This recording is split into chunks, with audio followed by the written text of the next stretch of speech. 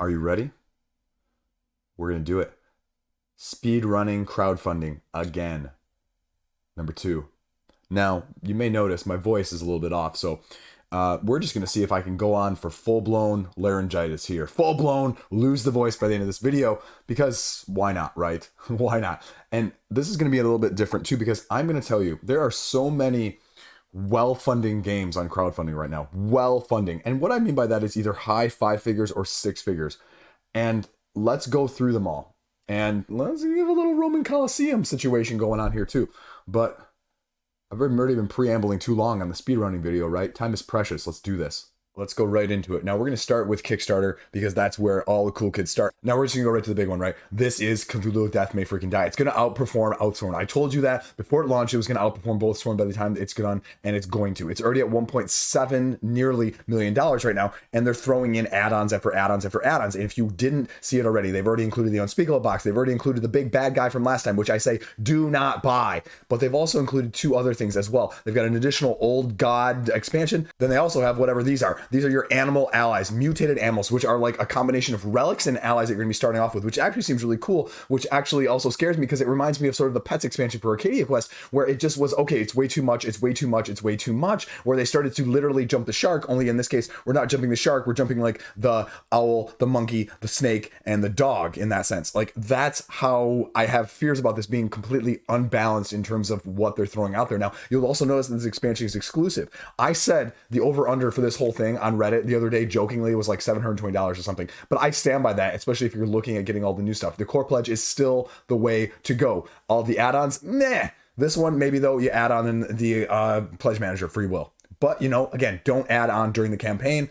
You might regret it. You might change your mind later. So that's first up. Now we're going to talk about cubed. Cubed, next level dominoes. Basically, it's dominoes, only instead of 2 sides, it's 3 sides, right? And you have to actually have the sides match themselves in terms of height. And they run down what it looks like down here. You can see how they're sort of a little patterned color-wise as well as height-wise. And they sort of give you the little animation here. And I mean, it's just dominoes in a different form and shape, and it's a really cool, aesthetically pleasing manner, but it's still just a little bit of dominoes. And so are you willing to pay, you know, $70 or $80 for dominoes right now? Hey, cool. Late early bird if you want, but early bird, it's going to be about a $10-$15 difference. So take that for what you will. But I mean, it's got $200,000 for dominoes, right? Someone always jokes about, like, what if chess came to crowdfunding, right? That's a whole nother tangent. I can't get into that though. This is a speed running video. Next up, I mean, yeah, I went with it. You know, it's got $2.2 million and it's going right now higher than Cthulhu Death May Die. I mean, you can see my voice already having trouble, right? So let's get right into this. This is what it's doing, but there's not a whole lot of extra add-ons. The pledge level overall is going to be a lot less on average because of all the add-ons for Cthulhu Death May Die. And it's still, go watch my video about why you should not back this video. I'm going to do more like that. I'll probably do one for Cthulhu Death May Die as we get all of the 17 expansions that are slowly unveiled by the end of the campaign. But it is what it is. It's a boss battler that's going to take you 60 plus hours. And are you okay with that? Because someone on Reddit was like, oh, 60 hours, that isn't a lifestyle game. I don't know about you, but how many times do you get to play a week or a month? And how many times are you going to play with the same group, especially at the higher player counts, right? That's what you have to look at from this standpoint. Then we all know the money is an issue. It's a boss battler. It's a scenario driven situational game. Are you okay with that? Are you wanting a dungeon crawler? Are you wanting more of an RPG? What are you wanting out of a game? And that's where you have to decide where your line is for Oathsworn. And that's why I think it's going to end up with probably easily over $3 million by the time this ends. It's probably closer to 4 realistically, because we're still talking 2 weeks and you're still talking the last 48-hour pledge push. But, you know, how much higher is it going to go? Who knows? They aren't going to add anything else on. There's no new gameplay, so there's not a whole lot of FOMO in that sense. And personally speaking, I'm not a big fan of the upgrade kit because it means you're going to have to wait to play the game until then. And so for me, that's a mixed bag. Great game though. Check it out. It's the best game in the history of games. So next up, Queen's Dilemma. It's a standalone King's Dilemma expansion. Now they have heard the feedback, and apparently after the backlash, when I really talked about it previously, they added this basic level pledge for $100, and it doesn't get you the free recharge kit that's included at the higher level. So are you still willing to pay for $100 of a legacy game? Right, that buys you both Pandemic Legacies, and if you're really cost efficient, you could probably get Pandemic Legacies for less than, and something else there thrown in, because nowadays you can probably get them for about $40 each. That's what you're looking at. Is this game 2 pandemic legacies, that's a tongue twister, worth of content for you? And if it is, great. But again, 3 to 6 player count, you can play Pandemic with 1 or 2. And how replayable is it? You know, you get the recharge pack for an extra $30. Recharge pack, right? How many of you guys play your legacy games more than once? Crickets? Yeah, that's right. No, none of you do. So that's what you need to be thinking about. And that's why it's kind of, again, still mixed feelings, because I think it's going to be a great game. I think it looks like an absolutely fantastic, expansion of what they've got in the base game corporation in King's Dilemma. But is it really worth that price point, especially with the lack of necessarily exclusivity, which is just an expansion kit? I don't really know. Expansion kit's weird for a game like this from a legacy game to have Kickstarter exclusive. So that's really a mixed bag as well on that one. So take that for what you will. Next up, Canvas. Canvas is always one of those that always blows the doors off of expectations, right? $500,000 for people arguing about, who can make the most aesthetically pleasing portrait. And that's not a bad thing, but it's a deluxeified set collection, very beautifully looking game. And this game is adding a portrait framing proportions of these pictures that you're previously creating through layering previous cards while you're doing that set collection. And that's the question is, do you want more ability to bounce other people's out of the portraits and still end up with victory points at the end? Another way of scoring points in a different way. The deluxeifications will cost you more at retail, and that's okay. You just need to know, because it hasn't been super widely available at retail. And I see people buying it on Kickstarter and selling it each time this 2 previous crowdfunding campaigns happened, and selling it for actually profit. And so take that for what you will. Again, I'm not a big value person, but at least from that aspect, I mean, you can get where you want to get it to. And that's what you need to know about Canvas. Now, Warcrow Adventures, again, this is another weird one. This is going to end before this video airs, but it's got almost $400,000 from a wargaming miniature company.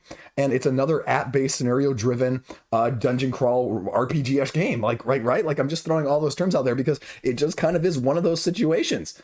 2 to 4 players, and what makes it different? They're using a lot of dice that are upgradable based on the stats that are on the dice in terms of offensive, defense, and it's one of those situations where, again, everyone says that it's really good. How do you differentiate between all of these, right? Like, with all of these scenario-driven campaign, aspects, especially now this one has an app, and that one has an app, and this one has an app, like, how many of those can you use? How many of those can you need? This is another, I don't want to say like lifestyle, like people, because, people misinterpret that as a lifestyle thing where, I say lifestyle and they're like, oh, well, that means you play it forever and ever. Well, no, it means it takes up a significant portion of time for a significant length of time. And that's what I'm really saying with that is how many of those games can you have? Because you can't play 16 of those games all simultaneously, because you're going to lose track of some, you're going to get disinterested in with others, and some of them are just going to be more suited and more appealing to you. And so how do you differentiate that? And are you willing to pay $300 freaking more for this to differentiate it? Because that's what you're looking at for this all in. I mean, I don't care how beautiful the miniatures are. That's a freaking metric ton of money for a company that has really been more of the miniature wargaming side of things rather than this tried and true. And so that'd be my only consensus is buyer beware from that side of things.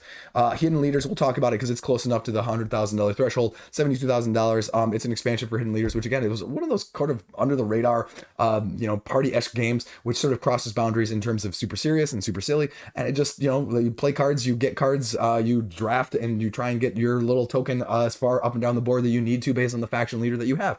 And so the expansion just adds a 3-set modularity system of which you can include sort of whatever you want. And personally speaking, I liked 2 of them better than the third, but that's okay because it's got a little bit for everyone. But the question is, are you willing to buy potentially anytime we talk about this, a modular system where you're not going to utilize everything? Now, again, the price point for this one, unlike everything else we've talked about already, is relatively significantly cheaper. I mean, it's like $18. So that's, a module you can probably afford to lose if you only like 2 of the 3, right? Or even 1 of the 3, really, really, really. But it's also one of those where having a copy right behind the camera, I can tell you that, I wouldn't play the base game without at least 1, maybe the 2 of those same expansions as well from that standpoint. Zoo Tycoon, again, I described this sort of as an overcomplicated Cascadia, if you will, with all the iconography and all of the different things going on. Now, this is probably one of the more complex games that I've seen launch over the last month, so take that for what you will. This game is way too heavy for me, but I guess people who really wanted like Zoo Tycoon or really liked Zoo Tycoon in the first place as like a video game really like this. And I guess that's the problem with all the video game ports, right? That's literally going to be the issue. And under the eye of speculation, when Slay the Spire launches the morning after me filming this, is how true is it, and how true is it to a good extent but also a bad extent? And that's, in terms of the upkeep, in terms of the minutia, in terms of the overhead, in terms of remembering to do all the little pieces, having to do all the little intricacies that the video games take care of for you. And that's my worry with a game like this. As cool as this looks, as beautiful as this looks, what are you looking at from that aspect? And you're paying for a freaking metric ton of animal meeples. And do you really need to have all these different animal meeples when you may only play with like 1 of these animal meeples or like a fraction of these animal meeples in one game? Like, variety's good, but you're also paying for a lot of components that you're potentially never going to use in a game like this as well, which makes it a little tricky. trepidatious. Pledge level at the retail side of things, I don't know why you would get it on crowdfunding, and so really the only deluxification is the reason to get it. And how do you feel about deluxifications? Is this a game where you need the deluxification, or you can save $40 or $50 if you don't get the deluxifications, no matter how many people are telling you this is the most amazing thing under the sun? Would you pay double or 2.5 times the price for Arc Nova right now if they added animal meeples for all of those things? Would you? Or would you be happy knowing that Arc Nova has a really solid freaking gameplay, just like with Spirit Island, right? Some people deluxify Spirit Island with the tokens and the resources. Some people say, no, I mean, like, Spirit Island's gameplay holds up on its own, so I don't need to be deluxified because I don't need to pay more money for the same gameplay core experience. So take that for what you will there. Next up, we have Snakes of Wrath, a tile laying game. Again, this is like dominoes with some take that as snakes instead of numbers. And so how do you feel about that? It's nearly $200,000 for dominoes again. There's a lot of money for these types of games. And so that's just the question. You can expedite a holiday order, but it's going to be dominoes for $70, $80. And so again, where is your price point going to be from that side of things? Basically, you play two-sided dominoes and you attack each other, you take over each other's tiles, and you go back and forth trying to create the most snakes for the most points. They just put a playthrough video and a rule book out just with the tail end of this campaign, which just seems kind of weird because apparently there were some other videos elsewhere that, I mean, again, why aren't you showing it sooner? That always makes me a little bit of red flaggish, no matter how big or how successful the campaign is. But this is one of those where, okay, what is it going to look like in the end product? Are people actually going to be happy with it? Is a game that you're going to want to be replaying for that amount of money? And that's what I have to wonder. It seems like it is. It seems like it's a great low overhead game, but again, like two-player games like this really kind of make me go back and forth. Kind of, again, mixed opinion about it. I could see it going either way. I could see it being, again, a try before you buy from that aspect of things. And I'm going to talk about this Koriko because it's a tarot-driven card game, but it's just sort of tarot-driven RPG-esque game, and it's got $223,000, right? That's freaking insane for this. This is a role-playing game with tarot cards. Anyway, I just want to talk about it real briefly because it's my video and I can do whatever I want. Speaking of things I can do what I want, I mean, this is puzzles. Puzzles are getting $177,000. It's got a little mystery puzzle in the end. Like, you put it together and then there's like an image that isn't match exactly what's in the box, and you have to tell like what's different and how is it different and that sort of thing. And again, I don't know what this means, but this is $25 for a puzzle, which actually isn't a horrible price. Although no one in my family would ever pay for puzzles because they bring a puzzle to our cabin every summer and they basically thrift it. And so, you know what you get out of a thrifted puzzle, right? You get incomplete puzzles. And so half the challenge is figuring out which pieces you're missing, because that's going to completely skew things in the first place overall. Next up is Mosaic with the expansions and the premium Colossus freaking edition, which is almost at $500,000. Again, this is a lot of money being thrown around. I cannot emphasize that enough, despite my voice not really doing a good job of it. This is an expansion to a game that was already bigger than like Gloomhaven. So how do you feel about that? Do you have enough space? Do you have enough money? Do you have enough time? That's the issues you have to be asking yourself. And do you care about civilization games? Because I see civilization games being very hit or miss. People either in love with civilization games, like they're in love with Zoo Tycoon and that management style of things, or they just absolutely don't have any in their collection. Speaking of people that don't have any in their collection, right? And so that's the question, is how do you feel about this game? Because it's adding more expansions to a game that is already potentially a little bit longer or on the heavier side as well. And do you have the time, space, and energy for that? I'm not going to argue price point. It's an expensive game. The expansion actually isn't terribly expensive unless you're getting the Colossus edition, because if you have the Colossus edition previously, obviously you want it to match. Colossus edition here is $229, which is a freaking metric ton as well for a game like this. Again, are you seeing price creep across the board? Yes, because they're getting away from exclusive content and they're going for the deluxifications. So you've got the people shouting down for the exclusive content, but now you've got the deluxifications, which are raising the price points cost overall and are pricing some people out because you really have to be picky. Not that it's a bad thing, but you're having to pick and choose because you can't back everything, because you will go bankrupt then. And that's not a good thing either for that side of things. So next up, we're going to talk about Cosmoctopus. And this is, again, doing $78,000 from the creators of Parks. This is a cosmic octopus basically going around on a 9-space grid, getting actions, doing actions, trying to collect tentacles, trying to get 8 tentacles to be the one that summons the octopus the best. And there's going to be some take that, and there's going to be some resource management, and there's going to be buying and selling 4 different types of cards that you're going to be doing that are going to have ongoing effects, that are going to have instant effects, that are going to have resource management style effects. And so how do you feel about that? Because it's a cosmic octopus. It's not a hyperspace kraken, but we'll cut them the benefit of the doubt that they went with the more commercially widely accepted octopus rather than kraken. So although it's always fun to say, release the kraken. Anyway, that's all I got. Next up, we're going to talk about Race to the Raft from City of Kings. And again, this is one of those cooperative games, 4-person social deduction-esque game where you're slowly trying to make a path across basically these tiles of fires to get your cats to the boats. But if you can't get the cats to the boats, then you lose. There's 81 scenarios that are going to be going along with it. This is probably my pick of the lock of the week, of the year that I'm going to go with, of the week, of games that I'm probably going to keep my funding for in terms of backing on crowdfunding right now. Frank Westwood had a great product. You can say what you want about some of the other games, whether or not they're for you, but you don't doubt that they're good. City of Kings was not for me. Isle of Cats is for me. This one is in the line of the the Isle of Cats as well, so I'm going to be in on this one. And the price point is relatively appreciable, and they're more like leader games oftentimes because their price point is better on crowdfunding. Now, you don't need to get the deluxe edition because, weirdly enough, the base edition has the beautiful meeples, and so if you get the deluxe edition, you actually get the miniature pack, which I think is completely superfluous and unnecessary, so down on that one. But the base game with these awesome looking printed meeples, up on that one, because I think they look better on this aesthetically pleasing tile, and they match a little bit more from that aspect, so that's my recommendation on that one. Now we're going to talk about flashlights in the dark, and this is the Stifling Dark, which freaking $172,000 again, as a gimmicky hidden movement one versus all type game using flashlights to illuminate spaces as you move across them, either in the dark on the murderer side or on the investigator's good guy side, and trying to gather enough clues to be able to arrest him and escape. And so how do you feel about that? It's got asymmetric murders, it's got asymmetric people, you're going to be taking movement points and powers that are going to go back and forth, and it's just whether or not you like an asymmetric one versus all game.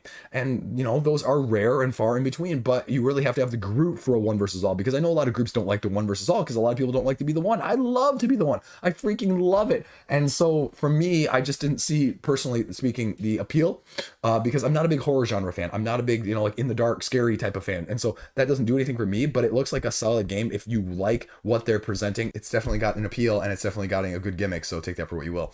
Dreadful Meadows, the deluxe edition. This is Halloween the board game, and this is sort of the game where I saw a lot of other game designers talking about online that they had played through, in sort of a Euro style worker placement ish mechanism where you're collecting resources, buying candy fields, producing candy, and then selling them and harvesting them to buy more candy fields, rinse and repeat until you're done.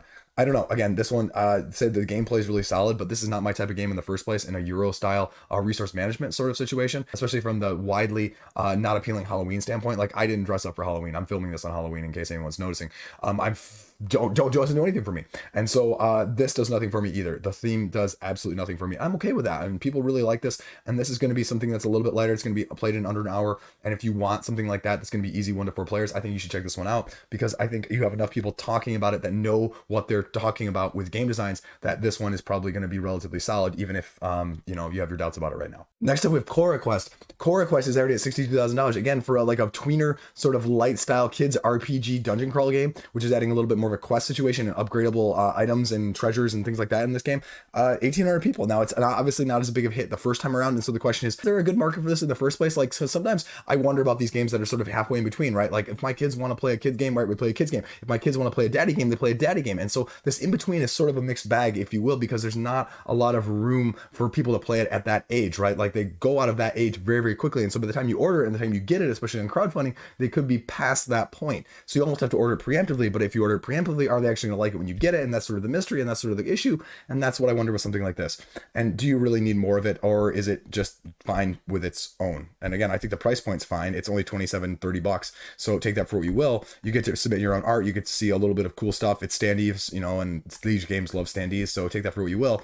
But that's CoraQuest, which is doing really well. Now, if you had told me that Tanto, Cuore, the new edition of this, was going to get over $100,000, I would have laughed at you the first day. But now here we are, over $100,000 as a maid-driven deck builder. And again, I hate the aesthetic, I hate the theme, but apparently this is a big draw for people, so people go for this sort of thing. I'll leave it at that. Don't see a reason to get this over any other deck builder, but Japanime Games, this is by far one of their best products they put out in the past year in crowdfunding in terms of money. So I guess, you go where the money is as well from that standpoint. Personally, you know where I am, but take it for what you will, because apparently you can use this with some of the other base games as well. And so there's going to be some incorporation from that standpoint, but it's also standalone with a few different tweaks that you can utilize just by itself. Roll to the top, Pollen and Big Top. Did you even remember that Board Game Tables was still going on at this time? Because their latest trio, again, is breaking $100,000 for 3 games that you've probably never freaking heard of. And that's relatively showing their track record and how much people trust the quality products that they put out from that sense. Because otherwise, these are 3 small box games that you really had never heard of. And I'd only heard of one of them by luck, was Roll the Top prior to the campaign launching, which is more of a roll to fill in spots of various different shapes as you go up, which is kind of a little bit clever. Then you have Pollen, which is more of an area control tile laying style game, and then you have Big Top, which is a completely self-contained economical auction bidding game, which is, again, it's something I haven't really seen. It's a remake of a Japanese game. $40 is going to get you one of these games, and $90 is going to get you all 3. Now the question is, do you actually love all 3? Because you're not saving money if you're actually spending more. right? It's the same thing I said with the modules earlier. If you only like one, you only get one if you can. Now this one, I mean, you can obviously do different than the modules, so that's my take it or leave it from that sense, but you go for the one that you want the most. But that's still an expensive roll and write, if you will, right? I mean, you're talking like $50, $55 shipped for a roll and write that you really have to love. Now they always offer a lot more content on this, so I'm not going to say it's a bad deal, but it's probably one that I could see you go either way on, right? By far and away, roll at the top is my personal favorite of the three of them, but that's my own preference in the first place. Pampero, clean energy down your way.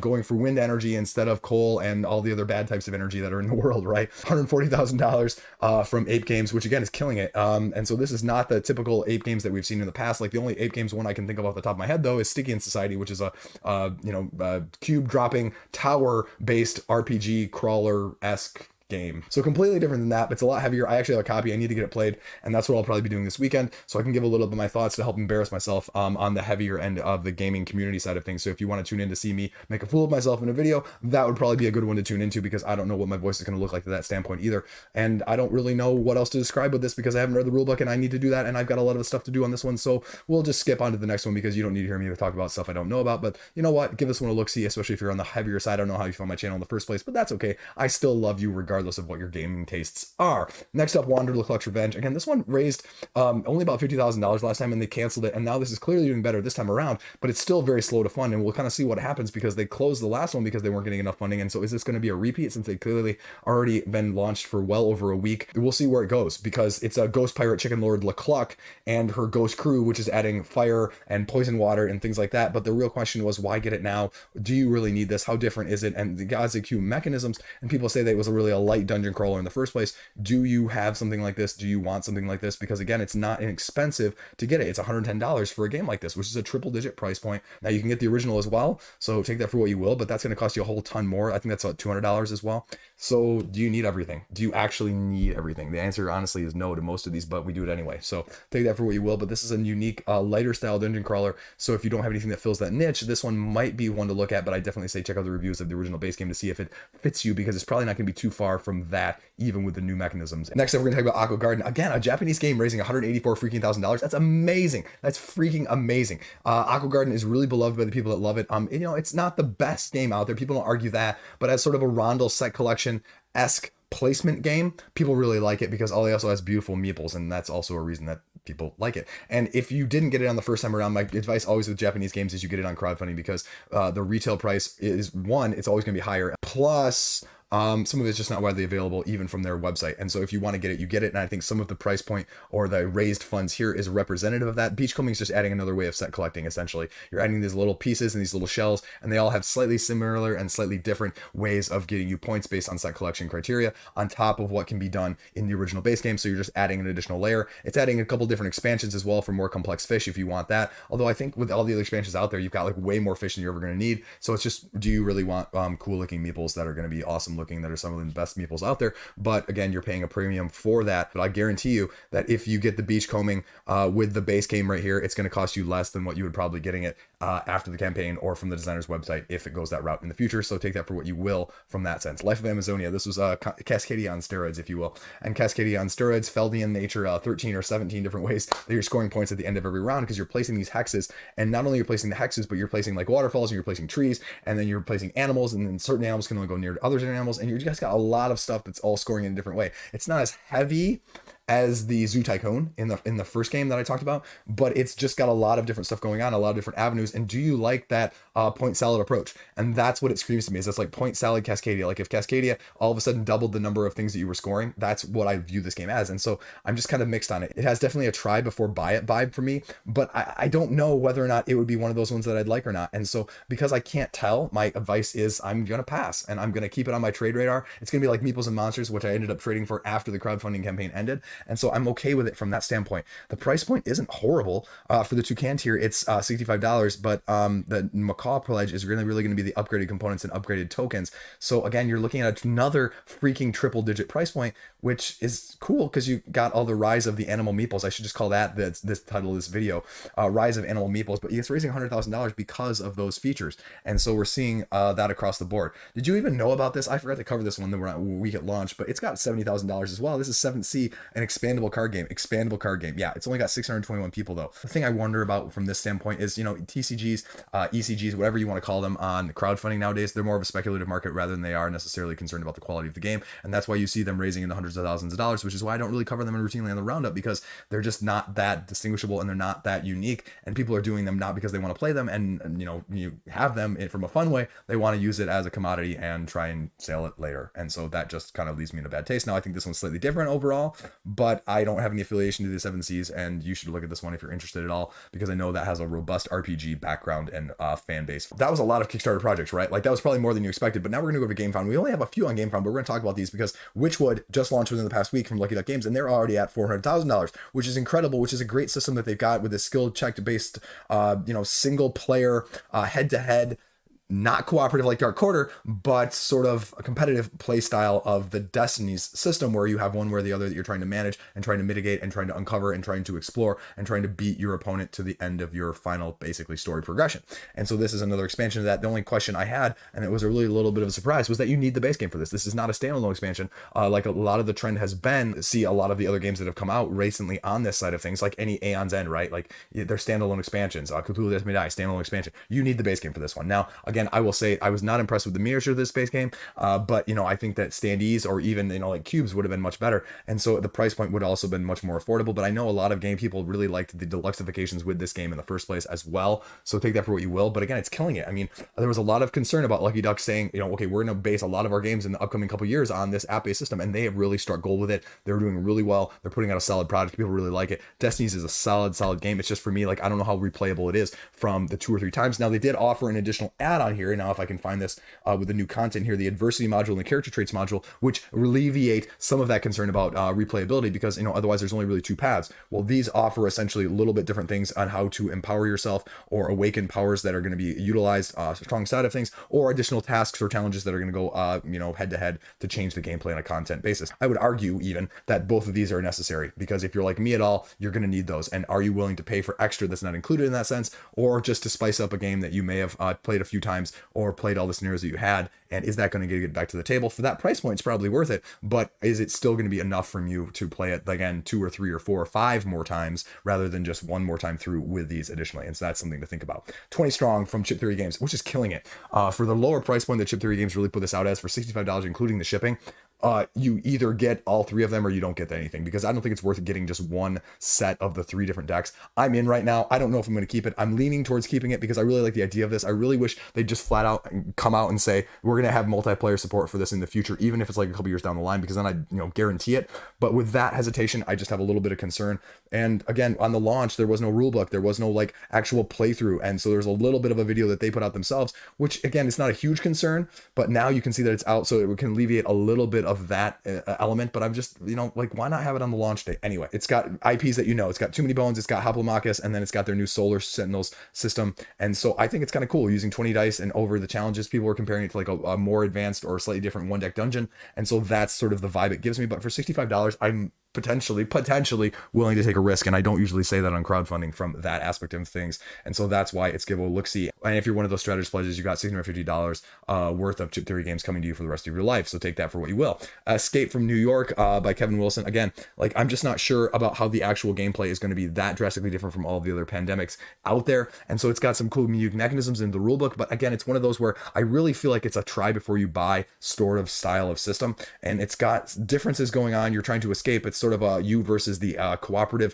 game. That being said, it's miniature based, but the price point is not necessarily indicative of that. It's only $125 for these like 3 extra sets that you're getting, including a playmat. So take that for what you will. I think the core pledge, or actually even the hero pledge here, are relatively good deals with some of the expansions. It's just whether or not you need all that stuff, and how different is it from all the other cooperative games you have out there. Do you really need it? Do you have enough cooperative games? It's got the noise mechanic. It's got a few of these. I can steal cars. I can steal vehicles. I can do that sort of thing as well. So I just don't know. And so it's one of those where I probably should put in more information, but I'm also scared to put in more information and get more data on it, because then I might end up backing it. I don't really need to be backing anything else at this point. So Trick Shock Second Edition is also at $200,000 right now, and this is hockey based, the board game. So if you want to play hockey on the tabletop, this is your game. People really like it who like the hockey system. You're adding dice each time you do an action, and so it's different than what you may be thinking of. Is instead of rolling actions on the dice, you actually roll to see if you miss on the dice, and so the more dice you have, the more chances you have, or the higher chance you have of missing until either the puck goes to the other person or it's just their turn. You go back and forth, and that way you can play 3 different lengths of games depending on how you want to play it. And so you can get pre-printed miniatures. I have no interest in this whatsoever. Hockey has never been appealing to me. I never have any interest in hockey, but there are few and far between, seldom good games from a sports-driven tabletop scene. And so this is going to be one of those that has appeal just from that standpoint. And hockey is a ravenous fan base anyway, so take that for what you will. Tabriz, already over $100,000 as well too. I should have my copy later this week from Crafty Games, so I can give you a little bit more hands-on thoughts with the prototype at the end of the week. But it's sort of like a worker placement resource management. It's slightly different styling of things, and that has me a little bit concerned as a worker placement, but also it has me slightly intrigued because it's doing things in a slightly different way in that manner, I hope, and it gives me trepidation and excitement that it'll be something that sort of expands my horizons, sort of like Dune Imperium did in that sense. Now, it's by the designer of Cascadia, so again, that comes from a relatively good pedigree, if we're going to talk about that, if that concerns you at all, and you're going to be getting a Premier Edition. It's not as inexpensive as I hoped, but it's also not like super expensive either. The Premier Edition and the discount bundle for everything at $85. Now, what does everything actually get you, though? It gets you metal coins, and so I'm probably going to be looking at like the $60 pledge here, because that would be the one that I would want, because I don't need metal coins for an extra $25. I just don't, and that's okay. Some people really like to have you each metal coins with this. You can get promos that are going to be along with it, and I mean, the metal coins are going to be a little bit currency based, so how do you feel about that? A few unlocks here and a solo mode. Again, I think it's kind of a cool looking game. I think it's got something different. I got something unique in terms of the resource management and how you're taking these actions over turns, and how you can sort of go about and go to different places and unlock these things. We'll see if my heart and my mind are actually coalescing and on the same page with this one after I get to play it. Yep, we're finally going to the backer kit, because backer kit has 2, believe it or not. And the second one I didn't even cover because I forgot it was launching. And then it's got more money than I ever imagined that it would ever get. But this is Spirit Island Nature Incarnate. I mean, we're talking about Spirit Island because I love freaking Spirit Island. I wish I had everything for Spirit Island, but this doesn't seem to have a whole lot of incentive to get it now. It's got 70 days left. It's got $835,000, but I see no reason to get it. I don't really want FOMO foils. I don't see the reason to get it. Spirit Island, Greater Than Games, you've offered me a great product in the past. I really want to support your product, but I don't see any reason to get it on crowdfunding rather than waiting to retail, because it's not that it's like super expensive, right? But it's also not cheap. It's not. We go down to the pledge levels here. I can't even find them. It doesn't even go to the right space. It's $55 plus shipping. So you're going to be looking for probably $75. This is not a $75 game at retail. I don't care who's selling it unless you're buying it on Greater Than Games' website. If you're buying it anywhere else, especially if they don't even have the promo foils, that's a tongue twister as well too. It's going to be like $40 or $45, and you can get free shipping, or you can get shipping for $5 or $6, or you can get it on Amazon or whatever you want to do, and it's going to cost less. And so eventually, that's not just $5 difference like I talked about earlier in the game. That's just like 15 or 20. And how many times can you afford to do that? From a consumer standpoint, like, I'm all supporting the small business side of things too, but you have to look out for yourself occasionally as a consumer. And I've seen nothing as well. It doesn't seem like they have any cards up their sleeve right now. They haven't revealed anything. They're just doing daily unlocks or achievement unlocks, whatever. Backer kit, get something better than achievements. Come on, seriously, it's ridiculous. Achievement unlocks for like cards, so you get to just see the cards. Nope. And I want to be bing, bing, bing, but I'm really kind of bing right now from that standpoint. And the last one up here, we're going to talk about Archravels. This is Magic Socks, the card game. This is another like set collection, mini expansion game for knitting, right? Theme packs for knitting. Did you ever think that a knitting game was going to raise over $100,000 on crowdfunding? I did not. It's got the Dice Tower seal of approval. I don't really know much else about it because I didn't cover it and I didn't read much about it. And I remember it from a couple weeks ago for the upcoming games, but you know what? It's got different bonus abilities, asymmetric character types that you can utilize, and it's doing everything that expansions do in this in terms of adding more stuff. Like I already talked about the other games that are getting expansions in the same way, only with this thematic incorporation. And there you go, 3 theme packs and another theme pack and another theme pack and everything you need to know about these. And it's got a solo mode as well. If you're new and you're like me, you're just going to this, it runs you a little bit of what you're doing. You're going shopping, crafting an item, exchanging it, and then you're restocking and trying to get things that are going to be more beneficial to you, including learning patterns and completing the projects until the end. So it's sort of a resource management style of game, if you will. So that's it. I'm losing my voice. Let's do this. This one was clearly a little bit longer than the last one, but I clearly covered more games as well. So we'll see what this comes down to when editing hits the fan, and we'll see how many games and how many minutes, because that's always the mass appeal of this. So let me know what you think. As always, let me know what you want to see. Let me know what you want to see more of, what you want to see less of, anything else in between. If you like this thing, thumb it, give me a subscription, whatever you want from the YouTube side of things. I got plenty of stuff going on. I got to keep busy. I got to go film some B-roll after this as well, because I filmed some stuff before the new camera overhead setup got installed, and so we're going to try and do that with the next review, but this latest one isn't going to have that, so we'll kind of see and go from there. But hopefully you enjoyed this, hopefully you want to see more of it, and hopefully you tune in for more, because that's awesome, because I love freaking talking about board games, even though my voice is really going to hate me now the rest of the night. Haha. Peace out, stay classy, see you around.